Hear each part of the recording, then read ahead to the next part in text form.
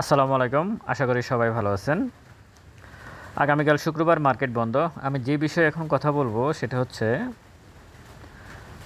ক্ষুদ্র বিনিয়োগকারীরা বাংলাদেশের পুঁজিবাজারে কীভাবে টিকে থাকবেন আগামী দিনগুলোতে। এই বিষয়টা নিয়ে একটু কথা বলবো। আমি দুইটা স্টক নিয়ে কথা বলবো। এই দুইটা স্টকে কিন্তু আজকে হল্টেড আছে, কিন্তু দুইটা স্টক হল্টেড হলে কী হবে এটা নিয়ে ব্যাখ্যা দেব, যাতে আপনারা বুঝতে পারেন যে আপনাদের কী করা উচিত। পুরো ভিডিওটাই মনোযোগ দিয়ে শোনার চেষ্টা করবেন, তাহলে অবশ্যই কিছু না কিছু ধারণা আপনারা পেতে পারেন। স্টক সাজেশন পোর্টফোলিও ম্যানেজ করার জন্য এবং আমার হাতে লেখা একটা বই আছে সংগ্রহ করার জন্য হোয়াটসঅ্যাপে নক দিবেন। এই জন্য অবশ্যই আপনাদেরকে একটা এনটিপি দিতে হবে। হোয়াটসঅ্যাপ গ্রুপে যারা স্টক সাজেশন, ফান্ডামেন্টাল স্টক এবং ট্রেডিং স্টক সাজেশন নিতে চান, তারা হোয়াটসঅ্যাপ গ্রুপে 1 মাসের জন্য এনটিপি দিয়ে আপনারা হোয়াটসঅ্যাপ গ্রুপে জয়েন্ট হয়ে যাবেন। প্রথমে বলুন, এই সতর্কীকরণ এটি শিক্ষণীয় আলোচনা মাত্র। স্টক আমার কোনো বাইসেল নির্দেশ করে না। নিজ দায়িত্বে বাইসেল সম্পন্ন করবেন। পুঁজিবাজার ঝুঁকিপূর্ণ, জেনে শুনে বুঝে বিনিয়োগ করুন।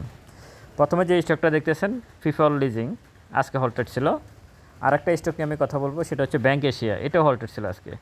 দুইটা হল্টেড, কিন্তু ব্যতিক্রমটা কি, আপনাদের কি করা উচিত ভবিষ্যতে, এই দুটো বিষয়ে কথা বলবো। প্রথমে আসেন পিপলস লিজিং নিয়ে। এই স্টকটা ফ্লোর তোলার পরে কোথায় ছিল দেখতে পাচ্ছেন, এখন 2 টাকা 2 পয়সা। আপনি একটা চকলেট কিনতে গেলেও 5 টাকা লাগে, এখন একটা চা দাম 10 টাকা। পিপল লিজিংস এখন 2 টাকা 20 পয়সা আছে। এখানে যদি কেউ থাকে, যারা ঢুকছে তারা দ্রুত প্রফিটের আশায় এই স্টকটাতে এন্ট্রি নিয়েছিলেন। তো চার্ট বলে দিচ্ছে দ্রুত প্রফিটের বিপরীতে কি হয়েছিল তাদের সাথে, ইতিহাস তাদের সাথে কী আচরণ করেছিল এই স্টকটা, এটা আসলে বলার অপেক্ষা রাখে না। এখন আজকে শেয়ারটা হল্টেড। আসুন আমরা একটু দেখি fundamental background. Finance jet category 286 কোটি ফেড অ্যাপ, তার লং টার্ম লোন হচ্ছে 476 কোটি টাকা।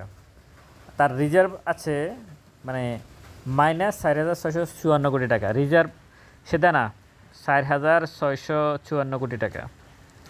এই হচ্ছে পিপলস লিজিংয়ের অবস্থা, কিন্তু সে হল্টেড করছে। হয়তো আগামী দিনে, তার পরের দিনও সে করতে পারে, অস্বাভাবিক কিছু না।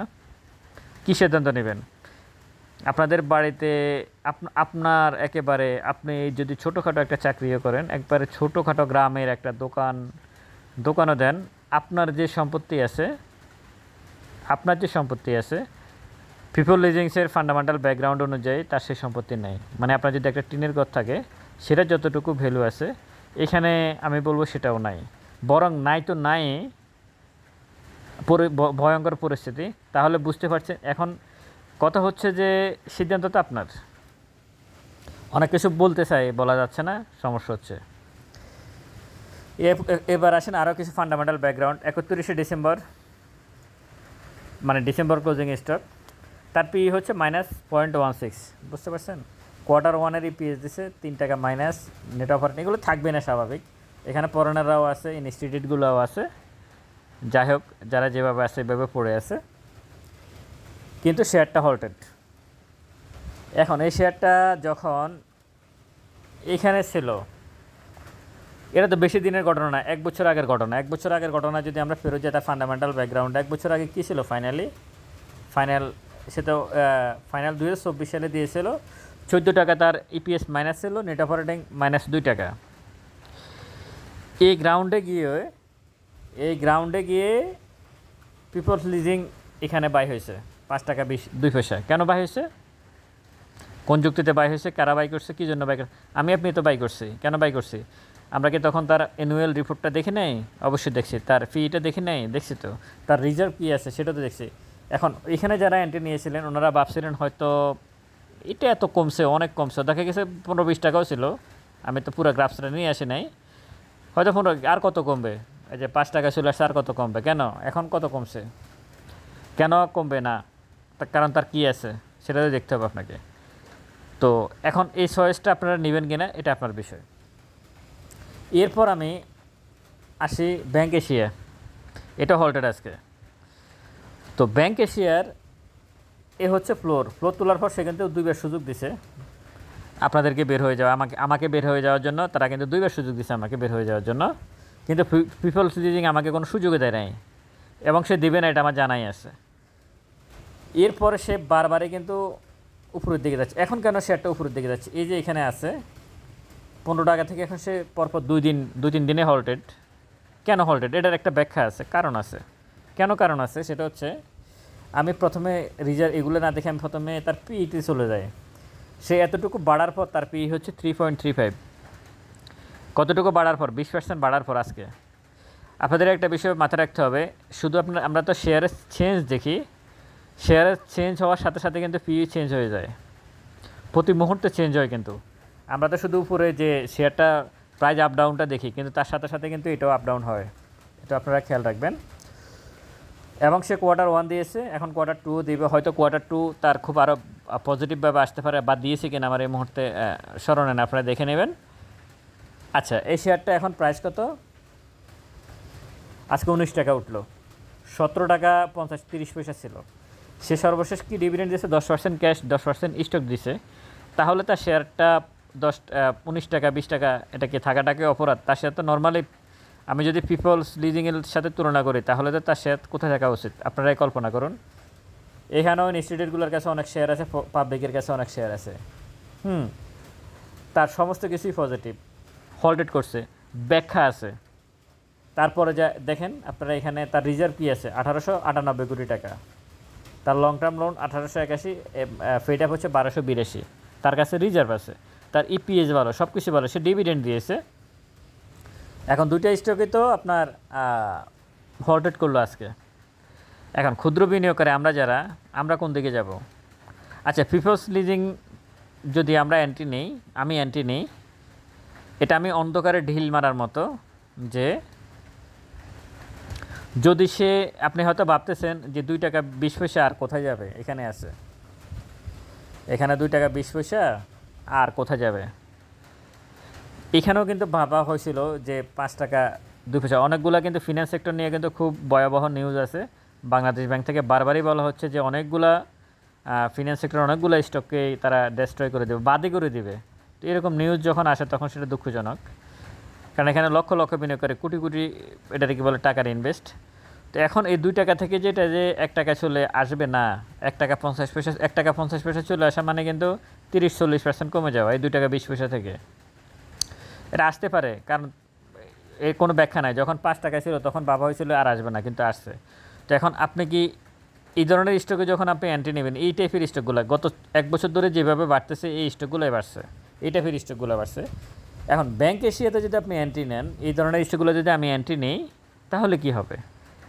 আমার এখানে ডিভিডেন্ড আছে, ধরুন কোনো কারণে ব্যাংক এশিয়া তার সমস্যা হচ্ছে, সে প্রাইস বাড়তেছে না, কোনো সমস্যা হইতেছে বা প্রবলেম আছে, কিন্তু সে ধারাবাহিকভাবে গত 5 বছর একই রকমের ডিভিডেন্ড দিয়েছে। আমিও জেনে শুনে বুঝে একটা অ্যানালাইসিস করে এন্ট্রি নিয়েছি। যদি কোনো কারণে প্রবলেম হয়, তাহলে আমার ডিভিডেন্ড আছে, এটা আপনাকে সেভ হিসেবে রাখবে, সেফগার্ড হিসেবে, মানে একেবারে আপনি এখানে মোটামুটি এখনও ব্যাংক এশিয়া এখনও সেভে আছে। যে কেউ যদি ইনভেস্ট করে, এখানে ইনভেস্ট হিসেবে যদি চিন্তা ভাবনা করে, আমি যদি এখানে ইনভেস্ট করি, আমি সেফ জোনে থাকবো, কারণ তার সমস্ত কিছু পজিটিভ। কিন্তু আমি কি ওই একটু আগে যে স্টকটা নিয়ে বললাম, আমি কি সেখানে কি পজিটিভ? আমি কি সেখানে কি নিরাপদ থাকবো? কিন্তু আমরা কি চাচ্ছি?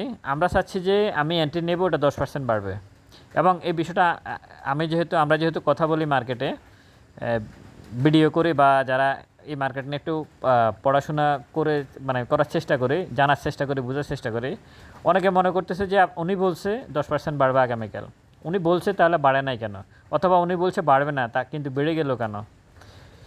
এটা আমাদের কাজ না। আমাদের কাজ হচ্ছে আপনাকে এটুকু বলা যে এখানে থাকলে আপনি নিরাপদ থাকবেন, এটুকু। ইন্ডেক্স তো 800-900 পয়েন্ট বেড়ে গেছে, সবচেয়ে খারাপ অবস্থা কার এখন অনুমান করেন, ধরে নেন। আর ভালো অবস্থা কারা আছে? কেন আমি তো কয়েকটা স্টক নিয়ে আপনাদেরকে বার ভিডিওতে আলাদাভাবে ভিডিও করে দিয়েছি। সেই স্টকগুলো এখন কোথায়? আজ থেকে 1.5-2 মাস আগে জোন ক্লোজিংয়ের কয়েকটা স্টক, ফুল অ্যান্ড পাওয়ার সেক্টরের, ফার্মাসিউটিক্যালসের 2-1টা স্টক, 5-6টা স্টক না, আমি বলছি 5-6টা স্টকের বাইরে খুব বেশি চিন্তাভাবনা করার দরকার নাই। ওগুলো এখন কোথায়? এবং আগামী দিনে ওই স্টকগুলো আরও একটু, মানে আমি ভালোভাবে চিন্তা করতে পারি, আরও ভালোভাবে চিন্তা করতে পারি, কারণ তার রেকর্ড ডেট এখনও অনেক দূরে।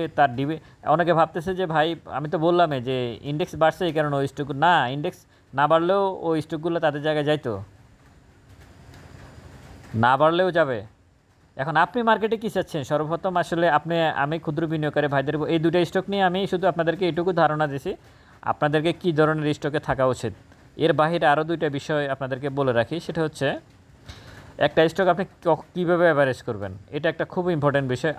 আর একটা বিষয় হচ্ছে আপনি মার্কেট থেকে কী চান, কত পার্সেন্ট প্রফিট চান, প্রতিদিন কি 10% করে চান না কী চান, আগে এটা ঠিক করেন, আগে এটা লেখেন যে আমি মার্কেট থেকে এটা চাই। এরপর ওই অনুযায়ী আপনি সামনে আগান। আর অ্যাভারেজের সবচেয়ে বড় ভুল করে আমাদের এখানে বিনিয়োগকারীরা অ্যাভারেজ করতে গিয়ে, এই বিষয়ে আমি আলাদা একটা ভিডিও করব। মানে 5 লাখ টাকা থাকলে যদি পোর্টফোলিওতে 5টা স্টক থাকে, 5 লাখ টাকা দিয়ে 500টা অ্যাভারেজ করা আরম্ভ করে। অ্যাভারেজ সবসময় একটা স্টক করতে হয়, এটা একটা ব্যাখ্যা আছে। আমি সেটা আমার যদি আল্লাহ বাঁচিয়ে রাখে আগামীকালকে আমি এই বিষয়ে আপনাদেরকে একেবারে বুঝিয়ে দেবো হাতে কলমে যে অ্যাভারেজটা কীভাবে করুন। কারণ অ্যাভারেজ ঠিকভাবে না করার কারণে অনেকগুলো স্টক থেকে বেরোতে পারতেছে না। আরেকটা বিষয় বলে রাখি আপনাদের, অবশ্যই পোর্টফোলিওটা ছোটো করার চেষ্টা করবেন, অবশ্যই ছোটো করার চেষ্টা করবেন। এখন পরিস্থিতিটা এমন যে আপনাকে 20টা 30টা 40টা পর্যন্ত শেয়ার আছে এক একটা পোর্টফোলিওতে। একটা আদর্শ পোর্টফোলিও চরিত্র হচ্ছে 3টা শেয়ার থাকতে পারে সর্বোচ্চ, 4টে শেয়ার থাকতে পারে সর্বোচ্চ। এর বাইরে এত শেয়ার দিয়ে কী করবেন? আপনি কী চাচ্ছেন? ওই যে বিষয়টা হচ্ছে মানে যে যা বলছে, হাউস থেকে বলছে, নিজে মনে চাইছে, কোনো বন্ধুবান্ধব বলছে, শুধু কিনছে, আর কিছু না, এটা হবে না। তো যাই হোক, আমি তুলনামূলক বিশ্লেষণ করে দিলাম আপনাদেরকে যে আপনারা কোন ধরনের স্টকে থাকলে ক্ষুদ্র বিনিয়োগকারী যারা আমার ভিডিও শোনেন, আপনারা আরেকটা জিনিস আমাকে বলেন যে আপনি যখন ফ্যানিক দেন তখন মার্কেট এই হয়েছে, বা যারা ফ্যানিক দেয়, যারা মার্কেট পরিচালনা করে, মার্কেট মেকার, তারা আমাদের কথা শোনো না, ঠিক আছে? তারা আমাদের কথা শোনে না, আমাদের কথা শুনে তারা মার্কেটে ফ্যানিক দেয় না। আর আমার কথা যারা শুনে তাদের পক্ষে কোনোদিন সম্ভব না মার্কেটে ফ্যানিক দেওয়া, ঠিক আছে? কোনো দিনই সম্ভব না মার্কেটে ফ্যানিক দেওয়া। আপনার কত টাকা আছে আপনি ফ্যানিক দিবেন মার্কেটে? মার্কেট বাড়াবেন কমাবেন? আপনি 1%ও বাড়াতে পারেন। তারা আমার ভিডিও শুনেন, আপনারা 1%ও বাড়াতে পারবেন না একজনে। সবাই তার একই গ্রুপের না, এখানে হাজার লোক শুনে, এবং বিভিন্ন জেলা থেকে, দেশের বাইরের থেকে। এখানে কি আমার কথা শুনে কি ফ্যানিক হবে? মার্কেট মেকাররাই ঠিক করে আপনাকে ফ্যানিক দিবে না কি করবে? ফ্যানিক কী আবার? ফ্যানিকের কিছু না, মার্কেট আবার ফ্যানিক কী? আপনি ভালো স্টকের সাথে থাকবেন, ভালো ইন্ডেক্স যেদিকে যাক আমি ঠিক থাকবো। ফ্যানিক তো হয়েছে ওই আজে বাজে স্টক যখন কিনেন তখন সেগুলো ফ্যানিক, এগুলো তো হবেই, প্রতিনিয়তই হবে। কি বলে, আটলান্টিক মহাসাগরে জ্বর উঠলো, এখানে ফ্যানিক হবে। এটা ওই ধরনের স্টকে হবেই। ওটাই হচ্ছে এগুলো বলেই এই মানে কিছু কথা বলেই মানে ক্ষুদ্র বিনিয়োগকারীর পকেট থেকে টাকাগুলো নিয়ে যাওয়া, এটাই হচ্ছে মার্কেট মেকারদের কাজ। তো সুতরাং আপনাদের উচিত হবে, আমি 2টা স্টক নিয়ে আজকে কথা বলছি, 2টাই হল্টেড, ফিফল লিজিংস এবং ব্যাংক এশিয়া। আর 2টা স্টকেই কী কারণে বাড়ছে, আপনি কোন ধরনের স্টক চয়েস করবেন, আপনার চাহিদা কি মার্কেটে, আপনি বছরে কত পার্সেন্ট প্রফিট চাচ্ছেন, কী গেইন করতে চাচ্ছেন, এটা আপনি আগে ঠিক করেন। তারপর সেই অনুযায়ী টাইম অনুযায়ী ফান্ডামেন্টাল স্টক হচ্ছে সময়টা ইম্পর্টেন্ট বিষয়। এখানে এই আজকে কিনলাম, আমাদের সমস্যা হচ্ছে ইন্ডেক্স যেখানে যাক শুধু কিনতেই থাকে, মনে করে কিনলেই প্রফিট। অনেক সময় আপনাকে 1.5 থেকে 2 মাস 3 মাস কি বলে বসে থাকতে হতে পারে, ক্যাশ টাকা নিয়ে বসে থাকতে হতে পারে। সুতরাং আপনারা ক্যাশ টাকা হাতে রাখারও একটা অভ্যাস করুন, কারণ একটা প্রফিট পাওয়ার পরে আপনাকে ক্যাশ টাকা কিছুদিন হাতে রাখা উচিত। কারণ খুব দ্রুত যদি আপনি আবার এন্ট্রি নিতে যান, তখন বেশিরভাগ ক্ষেত্রে আপনি বুল এন্ট্রি নেন এবং সেখানে ক্ষতিগ্রস্ত হন, যেটা প্রফিট করছেন সেটা হারিয়ে ফেলেন। আশা করি বিষয়গুলো আপনারা বুঝতে পারছেন, আপনাদের কীভাবে আসলে মার্কেটে টিকে থাকা উচিত। আমি যে ভিডিওটা এখন করছি, এই ভিডিওটা নিয়ে একটু গভীরভাবে চিন্তা করবেন, তাহলে আপনারা উত্তরটা পেয়ে যাবেন। বিশেষ করে ক্ষুদ্র বিনিয়োগকারী ভাই যারা আছেন, তারা এই বিষয়টা আপনারা ভালোভাবে লক্ষ্য রাখবেন। সতর্কীকরণ, এটা শিক্ষণীয় আলোচনা মাত্র। স্টক আমার কোনো বাইসেল নির্দেশ করে না। আমি যে 2টা স্টক নিয়ে কথা বলছি, এই কোনোটাই আমি বাইসেল নির্দেশ করতেছি না। আপনারা বাইসেলটা আপনাদের নিজ দায়িত্বে করবেন। পুঁজিবাজার ঝুঁকিপূর্ণ, জেনে শুনে বুঝে বিনিয়োগ করুন। ভালো থাকবেন। আসসালামু আলাইকুম।